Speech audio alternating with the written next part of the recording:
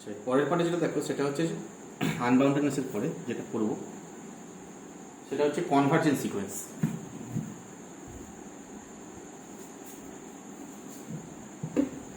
ঠিক আছে,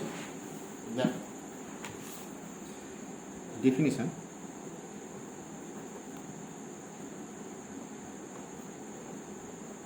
হচ্ছে কনভার্জেন্স সিকোয়েন্স। ঠিক আছে, কনভার্জেন্স সিকোয়েন্স মানে কি, সোজা কথায়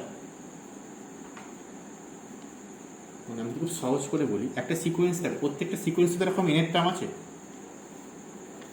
আমরা যে সবচেয়ে সিকোয়েন্স করলাম এনের টার্ম তো থাকবেই, সেগুলো স্ট্রাকচারাল ফর্মে লিখতে না পারো, এনের টার্ম তো থাকবেই। বলছে তুমি মানে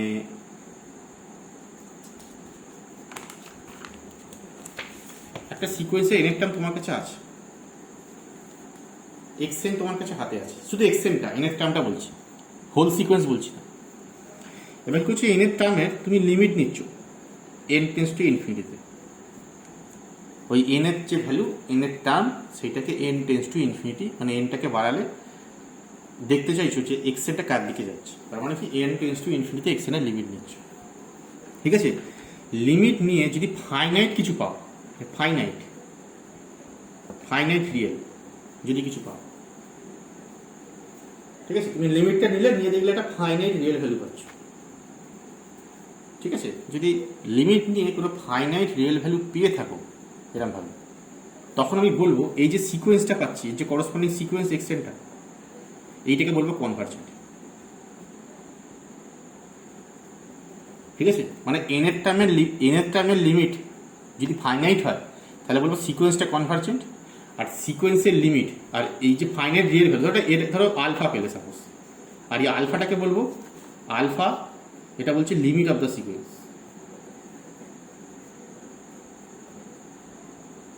ঠিক আছে, লিমিট অফ দ্য সিকোয়েন্স আর limit point of the sequence, মানে তোমরা যে লিমিট পয়েন্টের কনসেপ্ট করেছো সেই লিমিট পয়েন্টের কনসেপ্ট এখানে বলছে আর কি। এটা হচ্ছে সিকোয়েন্সের লিমিট পয়েন্ট। ঠিক আছে, মানে এন টেন্স টু ইনফিনিটিতে লিমিট নিয়ে, ফর এক্সাম্পল ধরো আমি যদি একটা এক্সাম্পল বলি, ধরো 1/n বলছি, তাহলে 1/nটা কনভার্জেন্স সিকোয়েন্স, কী করে বুঝবে? তাহলে তুমি এনের টার্ম কত, 1/n এর টার্ম হচ্ছে 1/n, তাহলে তুমি 1/n এর এন টেন্স টু ইনফিনিটিতে লিমিট নাও, লিমিট দিলে কত পাচ্ছ, দেখো এটা 0 পাচ্ছি। তাহলে বলতে পারি যে এই সিকোয়েন্স 1/nটা এইটা একটা কনভার্জেন্স সিকোয়েন্স, যেহেতু আমি লিমিটটা ফাইনাইট পেয়েছি। ঠিক আছে, এইটা হচ্ছে কনভার্জেন্স সিকোয়েন্স, আর 0টাকে বলা হবে এই সিকোয়েন্সের limit. 0 is the limit of sequence 1/n। পরিষ্কার? ঠিক আছে, তারপরে এনের টার্মের লিমিট নিয়ে এনের টার্মটাকে এন টেন্স টু ইনফিনিটি করে তুমি যেটা পাবে সেটাকে বলা হবে সিকোয়েন্সের লিমিট, আর সিকোয়েন্সটাকে তখন বলা হবে কনভার্জেন্স সিকোয়েন্স। ঠিক আছে, বুঝে গেল? মানে এন যত বাড়বে সোজা কথায় তত সিকোয়েন্সটা মানে ভ্যালুটা সিকোয়েন্সের ভ্যালুটা 0-র কাছাকাছি চলে যাবে।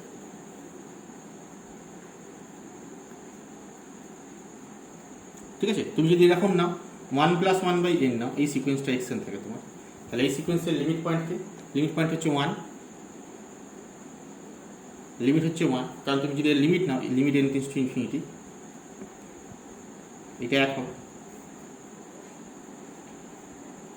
ঠিক আছে, বুঝতে পারা গেছে? তাহলে এটা 1 বলতে হয়, আমি কী বলতে এই সিকোয়েন্সটা কনভার্জেন্ট,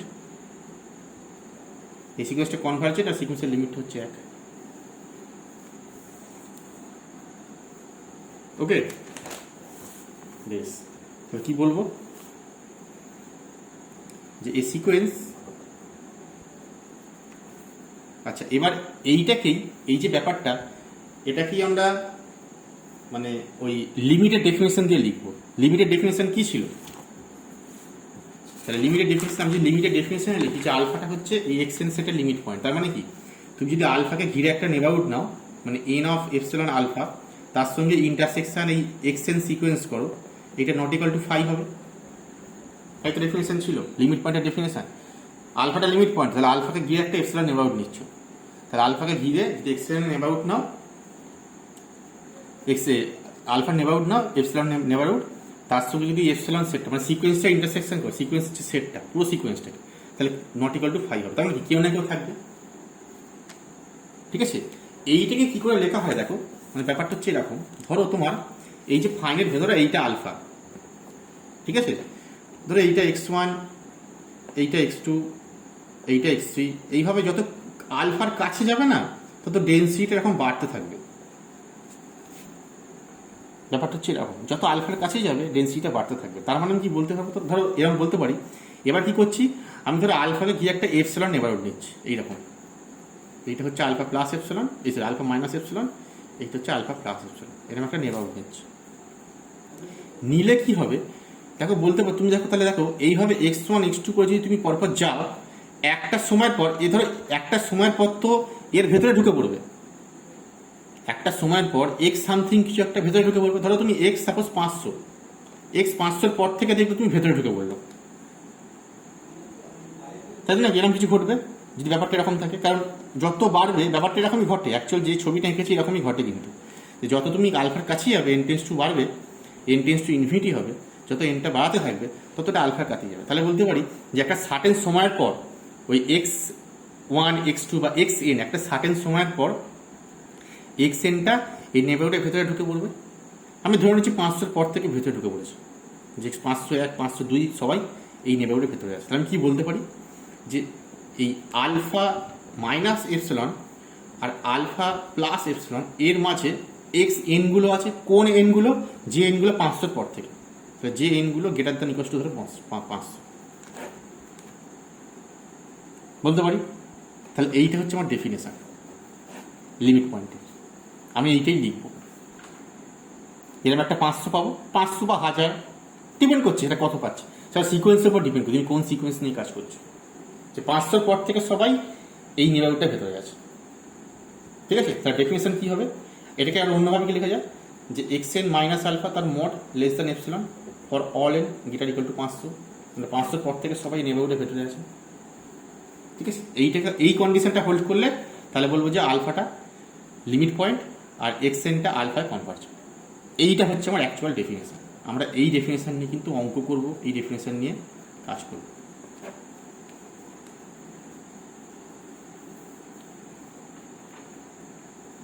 ঠিক আছে, বুঝতে পারা গেছে?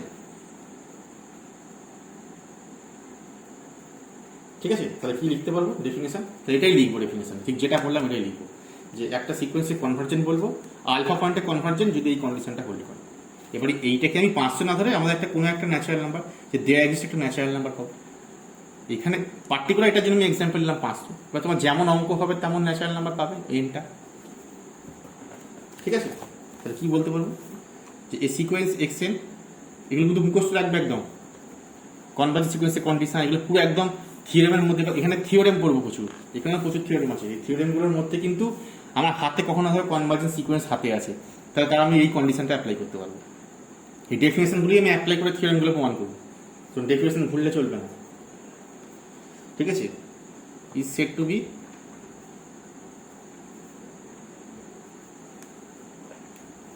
convergent, a sequence xn is said to be convergent and converges to, এইভাবে লেখা হয়, convergent and converges to L belongs to R, একটা রিয়েল নাম্বার, মানে ফাইনাল ভ্যালু, আলফা না নিয়ে L না হয়, Lটাই নেওয়া হয়, ঠিক আছে, লিমিট তো ওই জন্য L নেওয়া হয়। কি, if for any epsilon greater than 0, if for any epsilon greater than 0 there exists n belongs to natural number, যদি একটা natural number pi such that, ঠিক আছে, যাতে করে কি ঘটবে যে xn মাইনাস l এর মডটা লেস দেন এপসিলন ইফ nটা গ্রেটার দেন ইকুয়াল টু, যেটা লিখছিলাম ওখানে আলফা লিখেছিলাম, ওখানে l লিখেছি।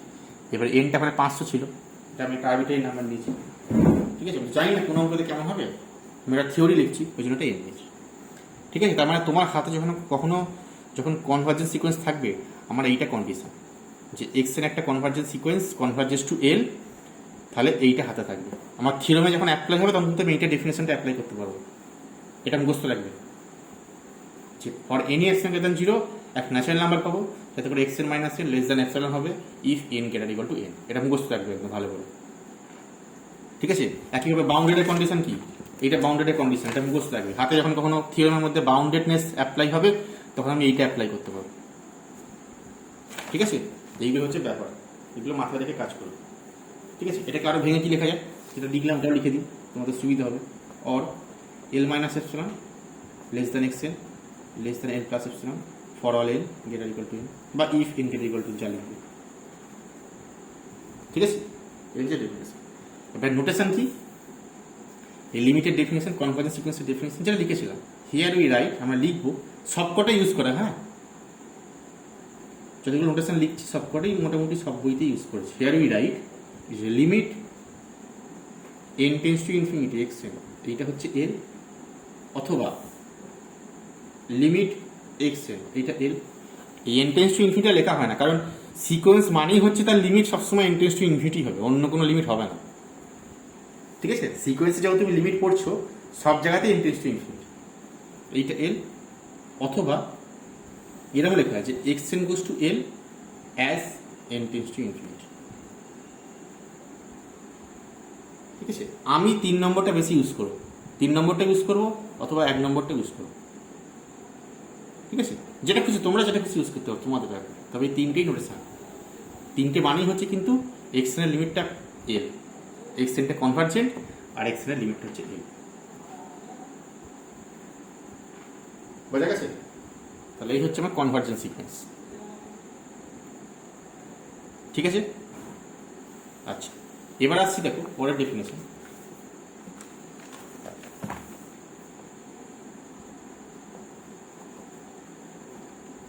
Monotone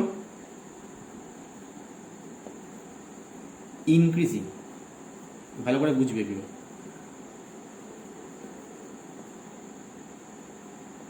sequence monotone increasing sequence,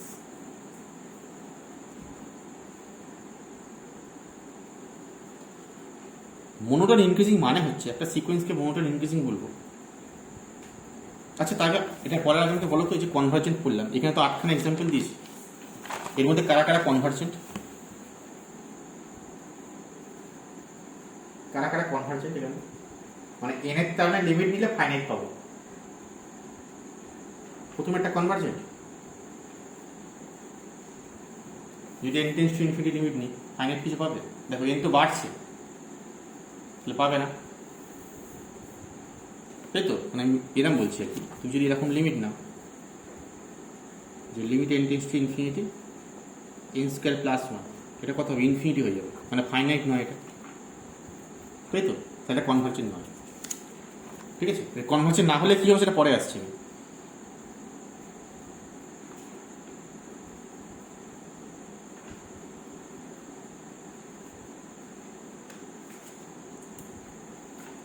ঠিক আছে। তাহলে এটা কনভার্জেন্ট না। আচ্ছা কীভাবে সাইন এন পাই বাই 2, এখানে একটা ব্যাপার আছে, দেখো এখানে তুমি লিমিট নিতে পারবে না, এটা কিন্তু অসিলেট করবে, মানে প্রথমে 1 তারপরে 0 তারপরে -1 তারপরে 0, মানে তুমি একটা এরকম বলতে পারবে যে মানে অ্যাকচুয়ালি লিমিট কখন হচ্ছে, লিমিট কখন হচ্ছে দেখো এরকম, মানে একটা সার্টেন টাইমের পর থেকে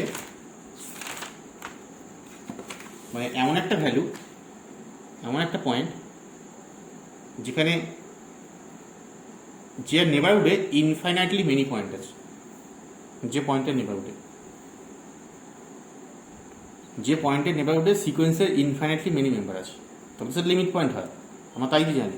কিন্তু সাইন ফাংশনটার ক্ষেত্রে দেখো, মানে যেটা সাইন এন পাই বাই 2 আছে তার ক্ষেত্রে তো ভ্যালুই 3টে, 1 0 আর -1, তাহলে ভেতরে তুমি যদি লিমিট পয়েন্ট নাও থাকে তাহলে ইনফাইনাইট ভ্যালু থাকবে কী করে, পয়েন্টই তো ভ্যালুই তো 3টে, তাহলে এর মধ্যে ইনফাইনাইট ভ্যালু থাকার কোনো প্রশ্নই নেই, তার মানে লিমিট পয়েন্টও নেই, ঠিক আছে। কিন্তু তা বলে কি তুমি এর লিমিট করলে কি পাবে, হয়তো লিমিট করলে কি পাবে, এন টেন্স টু ইনফিনিটি সাইনটা লিমিট না, এটা কিন্তু এক্সিস্ট করবে না,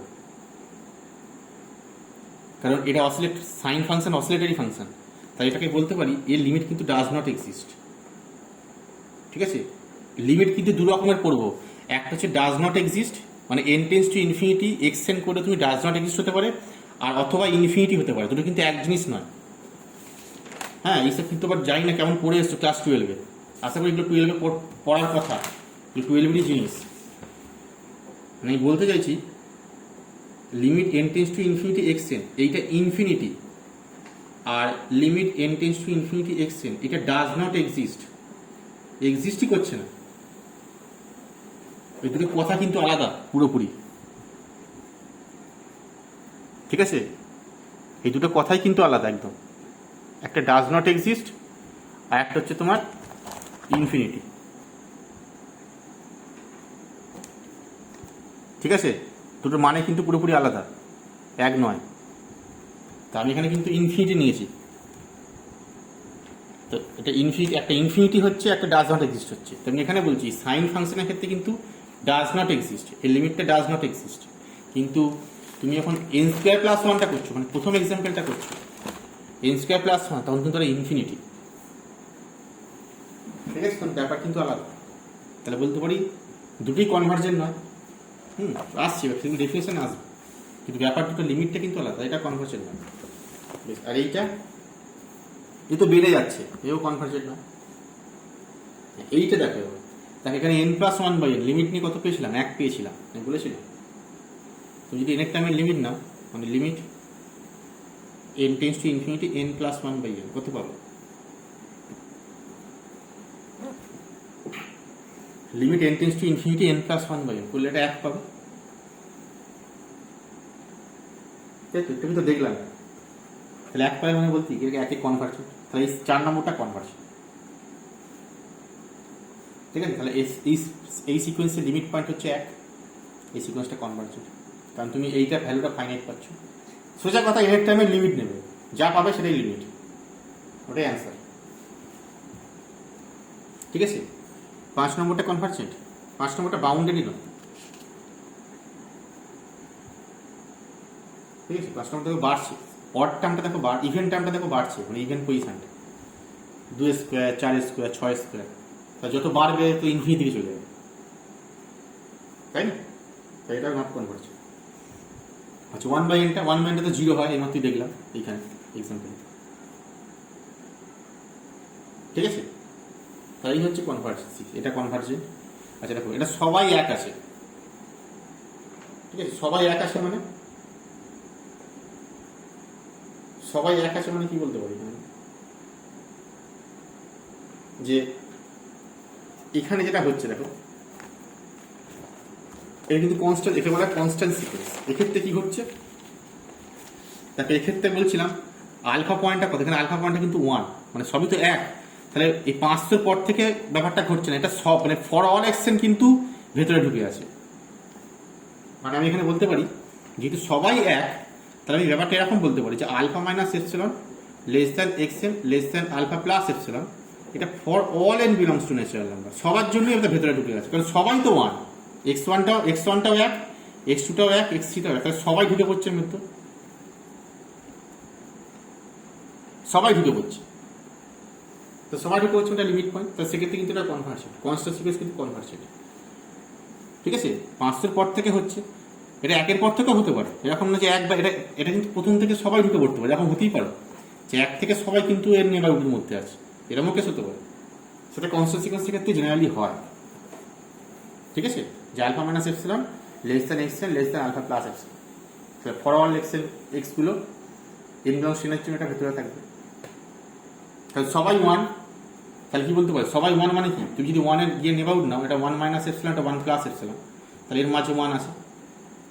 এবার x1টা 1, x2টা 1, সবাই 1, তাহলে বলতে পারি 1 মাইনাস এপসিলন থেকে 1 প্লাস এপসিলনের মাঝে সব এক্সএন আছে, তাহলে সবাই যেহেতু 1, x1টাও আছে, x2 আছে, তাহলে কি বলতে পারি 1 মাইনাস আলফা মাইনাস 1, মানে 1 minus epsilon less than XN less than 1 plus epsilon for all in belongs to, সবাই ঢুকে আছে, ঠিক আছে? তাহলে এটা কি বলতে পারি, এটা কনভার্জেন্ট, এই 7 নম্বরটা কনভার্জেন্ট, ঠিক আছে? 8 নম্বরটা,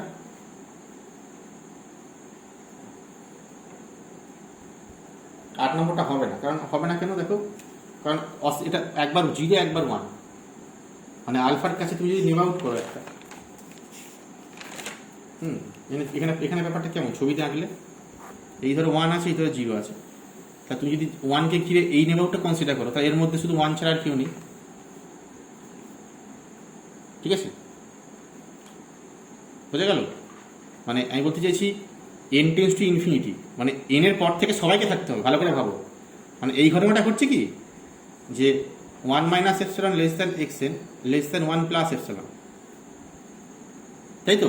ফর অল xn, nটা n এর পর থেকে।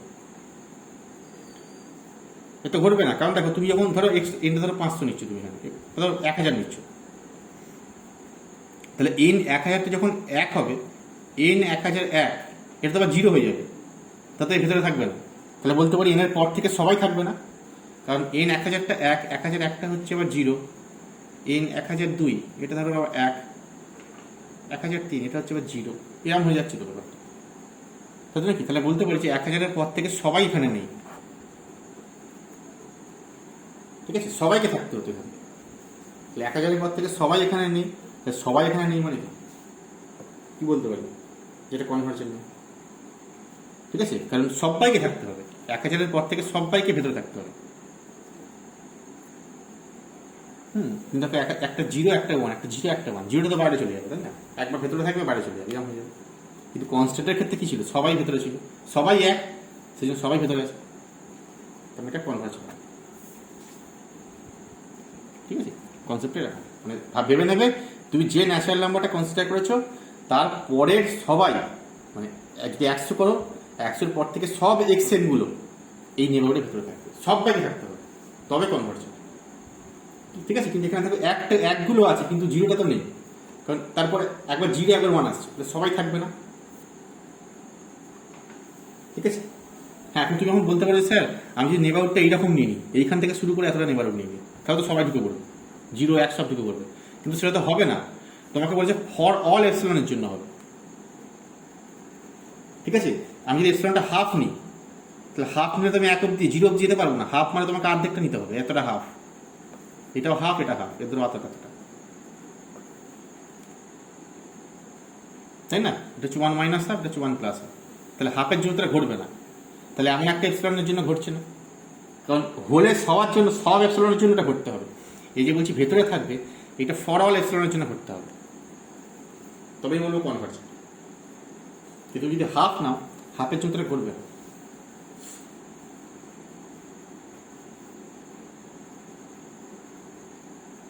ঠিক আছে, বুঝে গেল কি বলতে চাইছি? তাহলে এই হচ্ছে আমার কনভার্জেন্সি, তাহলে এটা না হলে হবে না, তাহলে 8টাও না। ঠিক আছে, তাহলে এগুলো হচ্ছে আমার কনভার্জেন্সি সেকশন। এবার যেটা আসছিল সেটা হচ্ছে মনোটন ইনক্রিজিং সিকোয়েন্স। ঠিক আছে, মনোটন ইনক্রিজিং সিকোয়েন্স। মনোটন ইনক্রিজিংটা কি? মনোটন ইনক্রিজিং মানে একটা সিকোয়েন্স, যে সিকোয়েন্সটা ক্রমশ বাড়ছে, মানে বাড়ছে মানে আমি যদি ভালো করে লিখি না, সহজ করে, ধরো তুমি একটা সিকোয়েন্স লিখেছো, প্রথম টার্ম তো x1, তারপরে x2, তারপরে x3, তারপরে x4, তারপরে x5, x6, x6, এই। ঠিক আছে, এই সিকোয়েন্সটা মনোটন ইনক্রিজিং বা শর্টে এমআই ইউজ করা হয়। মনোটন ইনক্রিজিং মানে হচ্ছে x1-এর সঙ্গে x1-এর থেকে x2টা আইদার বড় অথবা সমান। মনোটন ইনক্রিজিং মানে x1-এর থেকে x2টা বড় অথবা সমান, x2 থেকে x3টা বড় অথবা সমান, 2-এর থেকে 3-এর থেকে 4-এরটা, x3 থেকে x4টা বড় অথবা সমান, x4 থেকে x5টা বড় অথবা সমান, x5 থেকে x6টা বড় অথবা সমান, x6 থেকে 7টা বড় অথবা সমান, এইভাবে চলবে। তার মানে কি এর থেকে এটা ছোট অথবা সমান, লেস দ্যান ইকুয়ালস টু, এইরকম থাকবে। যদি এরকমভাবে থাকে সিকোয়েন্সটাকে বলা হয় মনোটন ইনক্রিজিং।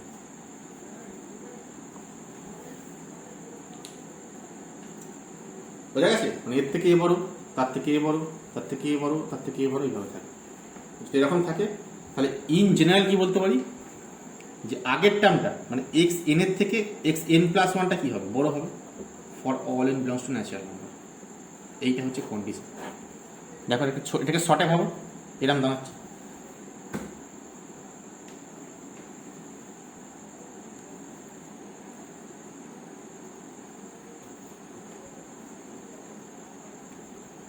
ঠিক আছে, তো কি বলতে পারি,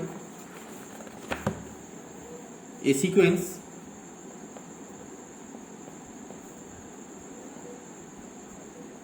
xn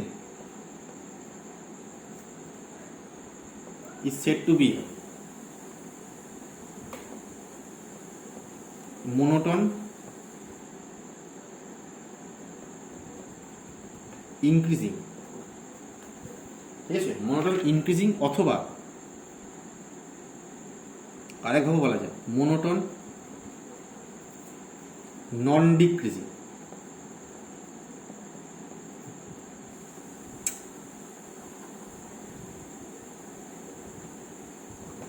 A sequence xn is said to be monotone increasing or monotone non-decreasing sequence if, ঠিক আছে, সিকোয়েন্সটাকে বলা হবে মনোটোন ইনক্রিজিং অথবা মনোটোন নন ডিক্রিজিং ইফ যদি xnটা less equals to xn plus 1 for all n belongs to natural, মানে প্রত্যেকটা আগের টার্মটা পরের টার্মের থেকে ছোট হবে। বোঝা গেল? যদি এটা ঘটে তখন বলবো সিকোয়েন্সটাকে মনোটোন ইনক্রিজিং, ঠিক আছে। আর যদি এটা শুধুমাত্র লেস ইকুয়ালস টু না হয়, শুধু লেস দেন হয়, মানে একদম কোনো ইকুয়াল হবে না, শুধু লেস দেন হয় মানে এর থেকে এটা স্ট্রিক্টলি বড়, সমান হতে পারবে না, তখন বলবো স্ট্রিক্টলি ইনক্রিজিং, ঠিক আছে। এরকম লিখছি ইফ যদি xn less than xn plus 1 for all n belongs to natural number, then sequence xn is called strictly increasing।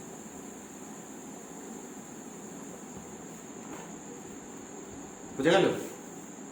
এটি বলে স্ট্রিক্টলি ইনক্রিজিং যদি একদম পুরোপুরি লেস দেন।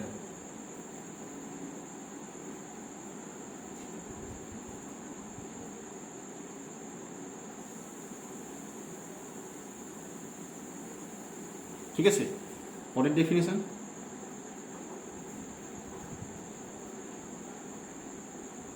আচ্ছা পরের ডেফিনেশন হচ্ছে মনোটোন ইনক্রিজিং পেলাম monotone decreasing,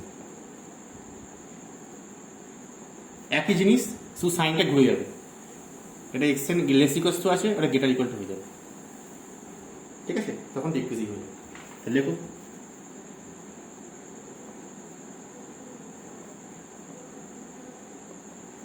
monotone decreasing sequence, এটা কাকে বলবো,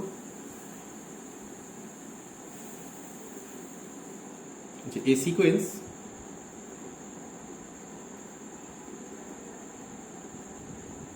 xn is said to be monotone decreasing or monotone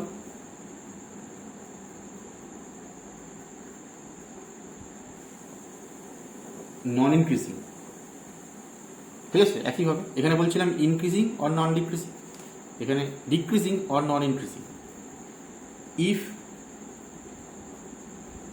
xn greater equal to xn plus 1 for all n belongs to natural number, ঠিক আছে, xn greater equal to xn plus 1 for all n belongs to natural number if এটা হবে তাহলে হচ্ছে decreasing. আর যদি strictly greater than হয়, if xn greater than xn plus 1 for all n belongs to natural number, then sequence xn is called strictly decreasing, ঠিক আছে, বোঝা গেল? এক্সাম্পল কি হবে বলো তো, এখানে যে 8টা সিকোয়েন্সের মধ্যে কোনগুলো স্ট্রিক্টলি ইনক্রিজিং? দেখো প্রথম সিকোয়েন্সটা ভাবো 2, 5, 10, 17 এ বাড়ছে, তাহলে স্ট্রিক্টলি ইনক্রিজিং বলা যাবে। আচ্ছা এইটা দেখো প্রথমে 1, তারপরে 0, আবার -1, মানে কমছে বাড়ছে কমছে বাড়ছে, তাহলে বলা যাবে না এটা স্ট্রিক্টলি ইনক্রিজিং নয় স্ট্রিক্টলি ডিক্রিজিং নয়, তাহলে এটা কি পরের ডেফিনেশন আসছি পরে। মোটমাট এই দুটো নয়, এইটা এটাও তাই, 1 -1 2 -3, একবার বাড়ছে একবার কমছে, স্ট্রিক্টলি ইনক্রিজিং মনে হয় ডিক্রিজিং মনে হয়। এইটা কি দেখো, এখানে 3 2 মানে 1, এটা হচ্ছে 1.5, ঠিক আছে, আর এইটা করলে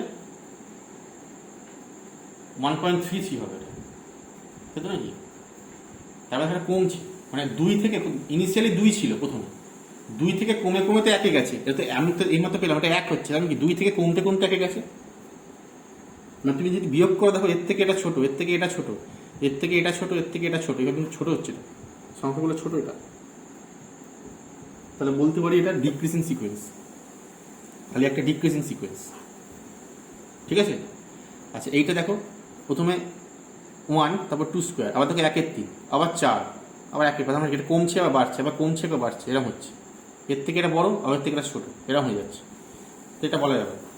আচ্ছা এইটা 1/n সিকোয়েন্স, 1/n সিকোয়েন্সটা দেখো, এখানে 1, তারপরে 1-এর 2, তারপরে 1-এর 3, তার মানে 1-এর থেকে 1-এর 2 ছোট, তার থেকে 1-এর 3 ছোট, 1-এর 4 ছোট, 1-এর 5 ছোট, আস্তে ছোট হচ্ছে, ছোট হতে হতে 0-এর দিকে যাচ্ছে, তাহলে এটা ডিক্রিজিং, ঠিক আছে। আচ্ছা এইটা কি হবে দেখো, সবাই 1 আসে, তাই তো, কনস্ট্যান্ট এটা, তার মানে দেখো এইটা হোল্ড করছে, মানে xn = xn + 1, আবার xn = xn, এখানেও ইকুয়াল টু, এখানে ইকুয়াল টু, দুটোই হোল্ড করছে। সেক্ষেত্রে না, যে দুটো ইকুয়াল টু হোল্ড করে সবাই ফর অল xn, সেক্ষেত্রে সেটাকে কনস্ট্যান্ট সিকোয়েন্সই বলা হয়। এটা ইনক্রিজিংও বটে ডিক্রিজিংও বটে, দুটোই হবে, কনস্ট্যান্ট সিকোয়েন্স ইনক্রিজিং আবার ডিক্রিজিং দুটোই হয়, কারণ দেখো এটা হোল্ড করছে ইকুয়াল টু, এখানে ইকুয়ালিটি আছে, তাহলে xn = xn + 1, তুমি এই কন্ডিশন হোল্ড করবে, আবার এখানেও ইকুয়ালিটি আছে, তাহলে xn = xn + 1, এটাও হোল্ড করবে, তাহলে বলতে পারি ইনক্রিজিংও এবং ডিক্রিজিং দুটো একসাথে, ঠিক আছে। আর এইটা প্রথমে 0, তারপরে 1, তারপর 0, তারপরে 1, তাহলে এখানে হ্যাপাসাট হচ্ছে, মানে এটা ইনক্রিজিং না ডিক্রিজিং, ঠিক আছে।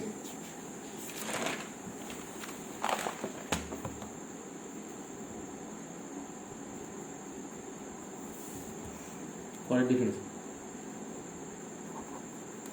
তাহলে কনভার্জেন্স সিকোয়েন্স দেখলাম, মোটর ইনক্রিজিং সিকোয়েন্স দেখলাম, মোটর ডিক্রিজিং দেখলাম, এবার দেখবো দেখো সব সিকোয়েন্স কি কনভার্জেন্ট না হতে পারে, তাহলে কনভার্জেন্ট ছাড়া কি হতে পারে, ঠিক আছে, সেইগুলো আমরা আসবো।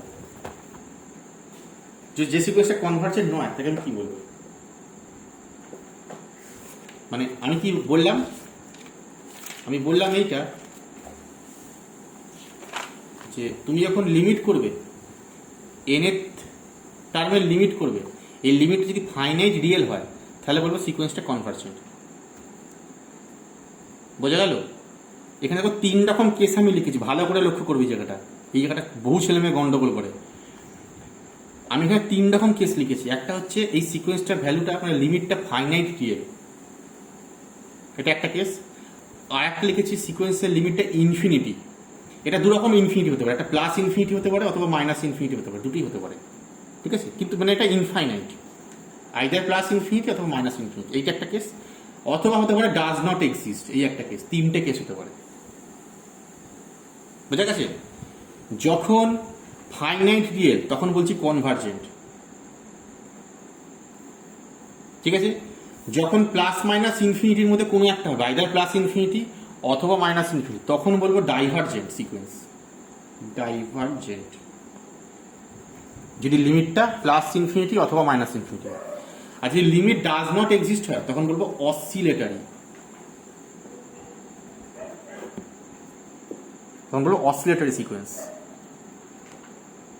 বোঝা গেছে। এই 3 রকমের সিকোয়েন্স হতে পারে, আইদার সিকোয়েন্স কনভার্জেন্ট হতে পারে, অথবা ডাইভার্জেন্ট হতে পারে, অথবা অসিলেটরি হতে পারে। কখন কোনটা বলবো, যদি লিমিটটা ফাইনাইট হয় বলবো কনভার্জেন্ট, যদি লিমিটটা আইদার প্লাস ইনফিনিটি অথবা মাইনাস ইনফিনিটি হয় তখন বলবো ডাইভার্জেন্ট, আর যদি কোনোটাই না হয়, এক্সিস্ট না করে, তখন বলবো অসিলেটরি, ঠিক আছে।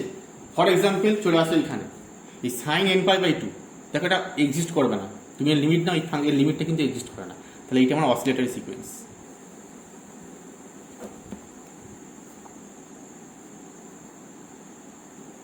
বোঝা গেছে। যাদের এই সিকোয়েন্সের লিমিট এক্সিস্ট করবে না তারা অসিলেটরি, ক্লিয়ার। তাহলে 3 রকমের এক্সিস্ট করতে পারে। এটাই ডেফিনেশন লিখবো। তাহলে কী কী লিখবো? Definition, A sequence xn is said to be divergent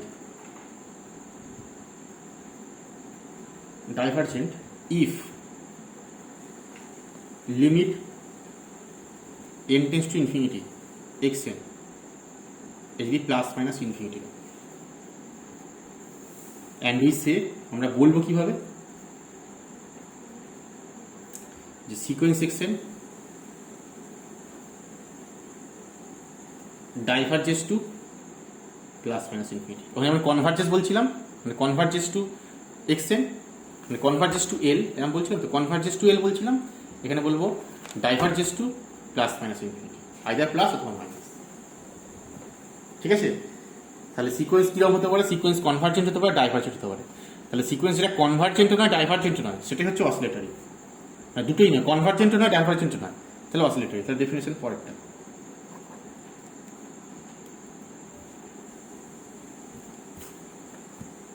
a sequence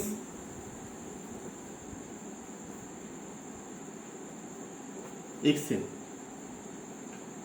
is said to be oscillatory if a sequence xn is said to be oscillatory if it is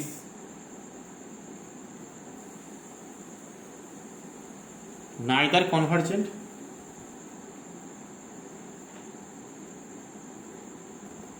nor divergent। ঠিক আছে? Convergent নয়, divergent নয়। আর কি বলবো আমরা? Here we সে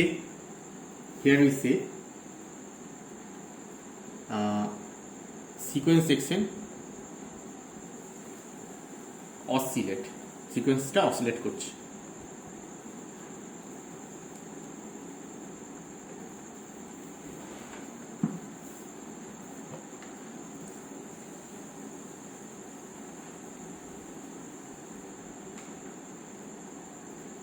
ঠিক আছে? এবারে অসিলেটরি আবার দুটো ভাগ আছে, একটা অসিলেটরি সিকোয়েন্স আবার দুটো ভাগ আছে। মানে এরকম তো হতে পারে, ভালো করে লক্ষ্য করে দেখো। আমি এখানে এক্সাম্পল লিখেছি। আচ্ছা, এই সাইনের oscillatory sign n pi by 2, এইটা অসিলেটরি হিসাব মতো। আবার দেখো এইটাও, এই সিকোয়েন্সটা 1/1 স্কোয়ার, 2 স্কোয়ার, 1/3 স্কোয়ার, 4 স্কোয়ার, এটা অথবা অসিলেটরি, এটা কনভার্জ করবে না, আর লিমিট করলে এক্সিস্ট করবে না। তাই তো নাকি? তুমি যদি লিমিট নাও, এটা লিমিট পাবে, তুমি এক্সিস্ট করবে না লিমিট। তুমি ভালো করে লক্ষ্য করে দেখো, এইটার অসিলেটরি, এই সিকোয়েন্সটার অসিলেটরি আর এই সিকোয়েন্সটার অসিলেটরির মধ্যে পার্থক্যটা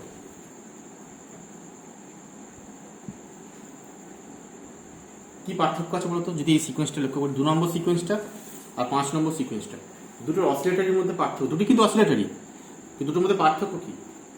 পার্থক্য হচ্ছে এইটা, দেখো এই সিকোয়েন্সটা কিন্তু বাউন্ডেড, এটা আমি দেখিয়েছি, হ্যাঁ লিখেছি। 5 নম্বর সিকোয়েন্স, 2 নম্বর সিকোয়েন্সটা কিন্তু বাউন্ডেড, কিন্তু 5 নম্বরটা যেটা আছে এটা নট বাউন্ডেড, এটা বাউন্ডেড নয়, মানে আনবাউন্ডেড সিকোয়েন্স এটা। ঠিক আছে? যদি সিকোয়েন্স অসিলেটরি সঙ্গে বাউন্ডেড হয়ে যায়, তখন তাকে বলবো ফাইনাইটলি অসিলেটরি। আর যদি সিকোয়েন্স অসিলেটরি সঙ্গে আনবাউন্ডেড হয়ে যায়, তাকে বলবো ইনফাইনাইটলি অসিলেটরি। এটাও ডেফিনেশন। মানে অসিলেট সঙ্গে বাউন্ডেড যদি হয়ে যায়, তাহলে বলবো ফাইনাইটলি, আর যদি আনবাউন্ডেড, এটা তো আনবাউন্ডেড, কারণ দেখো এই ইভেন পার্টটা ইনফিনিটি দিকে চলে যাচ্ছে।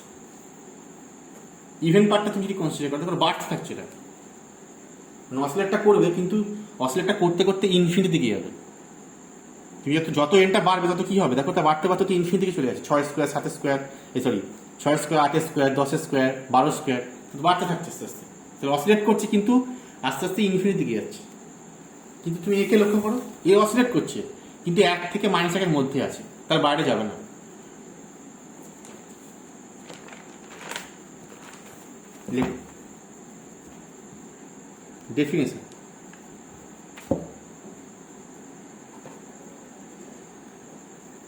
ফাইনাইটলি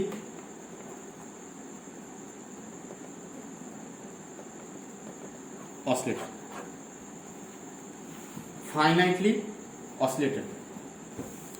A sequence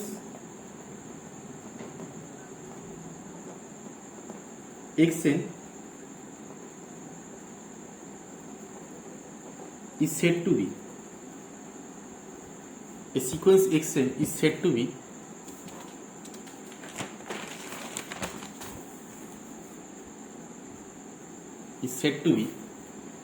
oscillate finitely if কি হবে it is oscillatory and bounded, যদি oscillatory আর bounded একসাথে হয়। ঠিক আছে, 2 নম্বর হচ্ছে ডেফিনেশন, যে infinitely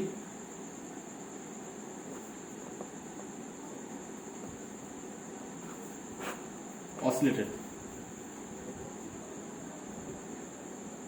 a sequence xn is said to be oscillate infinitely if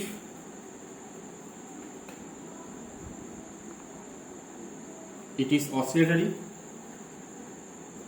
and unbounded।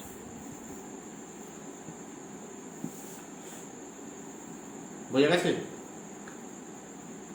ঠিক আছে, বেশ, এই পার্ট অব্দি আজকে থাকলো। এখন পরের পার্টটায় যেটা দেখাবো, আরও কিছু থিওরেম পড়াবো, এই লিমিট সম্পর্কে থিওরেম, বাউন্ডেডনেসের সঙ্গে কনভার্জেন্সের সম্পর্ক, বাউন্ডেড হলে কনভার্জেন্ট হবে কিনা বা কনভার্জেন্ট হলে বাউন্ডেড কী হবে কিনা, ঠিক আছে, তার সঙ্গে মনোটোন ইনক্রিজিং আর মনোটোন ডিক্রিজিং এগুলোর কী সম্পর্ক, এটা পরের পার্টের থিওরেম করে বোঝাবো। ঠিক আছে, এই অবধিকে ভালো করে বোঝো, কিছু অসুবিধা থাকলে জিজ্ঞেস করো।